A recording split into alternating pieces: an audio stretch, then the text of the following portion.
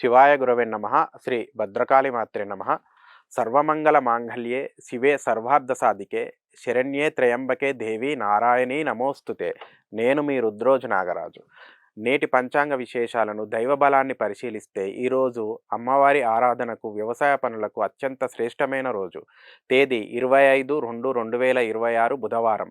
వ్యాపారానికి బుద్ధికారకుడైన బుధగ్రహానికి ప్రీతికరమైన రోజు. ఇక ఈరోజు తిథి నక్షత్రాలు ఖచ్చితమైన సమయాలను గమనించండి. తిథి విషయానికి వస్తే అమ్మవారికి అత్యంత ఇష్టమైన శుక్లపక్ష అష్టమి తిథి. ఈ అష్టమి తిథి ఈరోజు రాత్రి 8:45 వరకు ఉంటుంది. తదుపరి నవమి ప్రవేశిస్తుంది. శాస్త్రరీత్యా అష్టమి నాడు ప్రయాణాలు, కొత్త పనులు ప్రారంభం అస్సలు చేయకూడదు. కేవలం దైవ కార్యాలకు మాత్రమే ఇది శ్రేష్టము. నక్షత్రం చంద్రగ్రహ పాలిత రోహిణీ నక్షత్రం. ఈ నక్షత్రం ఈరోజు రాత్రి 11:30 వరకు ఉంటుంది. తర్వాత మృగశిర ప్రవేశిస్తుంది.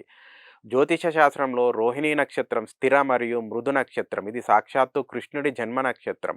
వ్యవసాయ పనులకు, విత్తనాలు నాటడానికి, స్త్రీలకు ఆభరణాలు కొనడానికి ఇది చాలా మంచి సమయం. అయితే పగటిపూట ఈ సమయాలలో ఆర్థిక లావాదేవీలు చేయకండి. ఉదయం 11:36 నుండి 12:24 వరకు దుర్ముహూర్తం ఉంది. ఇక అత్యంత అప్రమత్తంగా ఉండవలసిన వారు కర్కాటక రాశి జాతకులు. ఈరోజు మీకు ఘాతవారము. బుధవారము బుధుడు మరియు రోహిణీ నక్షత్రం చంద్రుడు. జ్యోతిష శాస్త్రంలో చంద్రుడికి బుధుడికి పడదు. ఈ కలయిక వల్ల కర్కాటక రాశి వారికి ఈరోజు ఆలోచనలు స్థిరంగా ఉండవు. తీవ్రమైన మతిమరుపు లేదా ఇతరుల చేతిలో మోసపోయే ప్రమాదం ఉంది. స్టాక్ మార్కెట్లో పెట్టుబడులు పెట్టకండి. అపరిచితులకు ఆన్లైన్లో డబ్బులు పంపకండి. డాక్యుమెంట్ల మీద సంతకాలు చేసేటప్పుడు 2 సార్లు చదువుకోండి. దోష నివారణకి ఈరోజు దుర్గాదేవికి కుంకుమార్చన చేయండి లేదా ఆవుకు ఆకుకూరలు తినిపించండి. శుభం భూయాత్.